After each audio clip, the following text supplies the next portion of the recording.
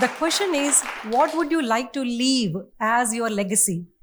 What would you like people to remember about you when all is said and done? Will they remember how hard you worked or how much quality time you spent with family and friends? Will they say you were adventurous or that you never tried anything new? Will they say you lived a joyful and fulfilled life or that you were never delighted? Now, with that image in place, what are you doing today to ensure the legacy you leave is the one you envision? I firmly believe our choices today have the power to shape our legacy. I choose to focus on the positive. Focusing on the positive can impact many things in our lives and ultimately define the mark we leave on this world. Every day when I wake up in the morning, I engage in a positive attitude and intentionally carry that energy with me wherever I go. It means I am focusing my energy on the good. We can't control what happens to us, but we must control how we respond to them. Getting into this positive mindset takes practice. I have been cultivating this practice since I was very young. Years ago, when I was a child, my friend and her family packed for a trip. I was there helping when suddenly the power went out. My friend was stressed, worrying about the trip, the power, and many number of things. She was dealing with the immediate crisis. I told her not to worry. Power would come back on and everything would turn out fine. Truth be told, I had no idea how long it would take for the power to come back. But I just wanted to make her feel better. I remember her mom overhearing our conversation from the other room. She called me an optimist. That was the first time I had heard the word optimist and realized that was my trait. I was proud to be an optimist, focusing on the positive even when dealing with the negatives. Years later, when my elder son was in first grade, he was learning cursive. He had not mastered the fine motor skills necessary to replicate all the letters. So when he turned in that practice page, only a few characters were legible. His teacher at that time did something that reinforced this need for positive mindset. Instead of marking the paper with red to highlight what my son had done wrong, his teacher circled each well-formed letter with a green pen and wrote "fantastic" next to them. He was so proud, and getting that positive feedback inspired him to practice more. He very quickly learned to write all his letters in cursive. It was not only him who was inspired that day, I was also. During the same time, I learned there is a lot of scientific research being done on this aspect called positive psychology that strengthened my belief in focusing on the positive. What is positive psychology? Historically, the mainstream psychology focused on the negative aspects of human life, getting us less of what we do not want. In contrast, the positive psychology focuses on the positive aspects of human life, getting us reach more of what we do want. In 1998, Dr. Martin Seligman was elected as president of American Psychological Association. It was in his term he announced it's finally time to shift the focus more on the positive side of the curve. Thus, positive psychology was born and became his theme as president and my motive for life. It is so natural to focus on what is negative or what we are doing wrong instead of celebrating our successes. Positive psychology suggests that if we can change our question from what did I do wrong to what did I do right, there is immense potential for tremendous success. Being positive transformed my life. After my second child was born, I was 20 pounds overweight. Being 5 feet tall, those extra pounds threatened to put a strain on my health. I was determined to lose weight. That prompted me to make a decision that changed my entire life. I decided to run. I joined a 5 a.m. running club And I spent full 1 year running like crazy, running hundreds of miles a month by focusing on 1 mile at a time. I transformed my entire diet by focusing on one meal at a time. I learned how to set a plate with right amount of carbs, proteins, good fats, and fiber. After 1 year, lo and behold, I lost 20 pounds. I was ready for bigger things. As I got comfortable with running, I started participating in races. I started slowly with a 5K, 10K, half marathon. And finally, a day came when I ran the very first full marathon. Oh, it went wonderful. I was one of the first few people to cross the finish line. I wish, not even close. I was not even the last few, maybe the very last one who crossed the finish line. But the moment I crossed that finish line and got that shining medal in my hand, that sense of accomplishment was so magical, there was no looking back. I marched on and completed 10 marathons worldwide. I did it by focusing on one marathon at a time. And to top it off, I learned I'm a Guinness World Record title holder for running the largest virtual marathon in the world. I was invincible. Life does not wait. The strong positive mindset I cultivated that began with a simple goal of losing weight didn't stop just there. It flowed into other parts of my life. My father had this powerful belief that life would not wait. He told me I could not accomplish everything I want to achieve if I work on one thing after another. So I chose to work on my goals simultaneously. By focusing on each milestone, I completed my master's in psychology, enrolled in a PhD program, and inspire and empower many through my podcast. When asked how to emulate this achievement, I encourage everyone to share their gifts.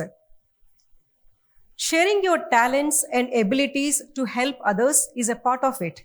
But what I mean by sharing your gifts is you can learn to focus on positivity by focusing on 5 things: gratitude, inspiration, family, trust, and silence. These simple concepts around which we can build practices can quickly rewire your brain to remain positive even during stressful times. How you implement these gifts may change as you find out what works for you. But to start with, they can be effortless. The gratitude. G in gift stands for gratitude. If you only say one prayer in a day, make it thank you, said Rumi. First thing in the morning, as soon as I get up, I say thank you to the universe for having a restful, good sleep. As I begin my day, I thank universe for being blessed with a bright new day.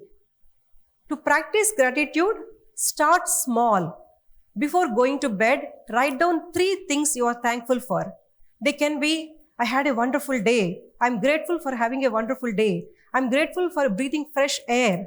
I'm grateful for having a fulfilling job, irrespective of how small or simple. Knowing you must write down 3 things at the end of the day, your brain throughout the day try to retain a pattern of scanning the world not for the negative but for the positive. Cultivating an attitude of gratitude significantly improves our optimism. Giving thanks for who we are and what we have not only heightens our blessings but also brings good things into our life. Practicing gratitude makes us happier. The I in gifts stands for inspiration. We all know what it feels like to be absorbed in a favorite activity, like reading a book, writing an article, chatting with one of our childhood friends, or watching a favorite show or cooking a favorite meal. We find that hours have gone by, but when it seems only few minutes have passed. Find what you love to do, and that's your signature strength. Use that characteristic strength to inspire yourself and serve your community. Not only do you inspire yourself, but you are also inspiring others as well. I found my passion to be teaching. Along with my day job, as a certified yoga and mindfulness trainer, I teach children yoga and meditation. I get inspired by seeing them grow and seeing them learning how to calm their minds, calm their bodies, and leaning more into a positive way of life. F signifies in gifts as family. My close family helped me attain my goals, supported me, inspired me, and gave me advice on like what I shared from my father. If I were to ask you one question, what is the most important thing in your life? 90% of us might respond saying family. If I were to ask you another question, how much time you spend with the family? Maybe less than 90%. We all should make it a priority to spend time with our loved ones. To practice nurtured relationships, imagine every time you meet someone, your first habitual thought to be, I want this person to be happy. That sincere goodwill is unconsciously picked up by others and leading to a highly collaborative relationships. The T in gift stands for trust. I learned life always will not unroll as we want or as we plan sometimes. When we go through adversities and disappointments, it's easy to lose focus and joy in our life. But it is exactly in those times we need to derive strength looking at our past success. We need to surrender, have faith in destiny, and keep moving forward. When we do that, universe will fight our battles and brings to a place where we are supposed to be. Believe in yourself. Visualize yourself as the best in everything, whatever you do. All improvement in our life begins with improvement in our mental pictures. Talk to yourself, imagining how you want to be. Just don't give up. The S in gifts signifies silence. Give your mind a gift of few mindful moments in silence every day. The stillness reminds us our mind influences our body and how we look at the world. We all have this radio playing in our head, radio station non-stop thinking. And our minds are filled with noise. Breathing in and out mindfully and focusing only on the breath, we can quiet all this noise. Just as lifting weights strengthens our muscles in our gym, so does meditation strengthens our mind, helping us develop a stable and positive sense. Practicing these gifts regularly will help us improve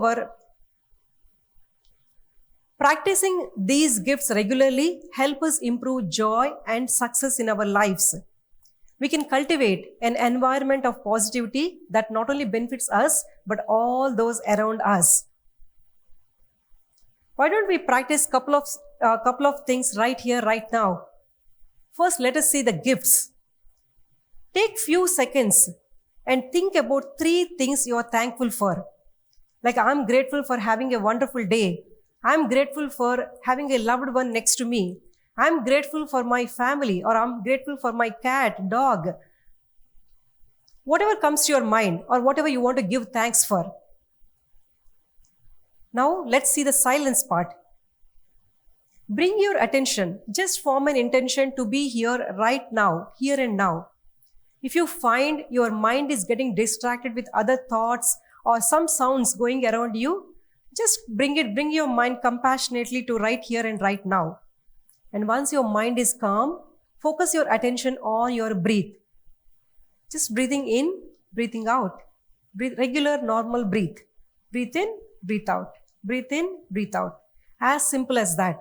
We all will think like we'll start these practices one day, but we just made it as day 1. As Buddha said, we are what we think, and our world is fruit of our thoughts. The reality we live in is nothing more than the projection of everything that goes in our mind.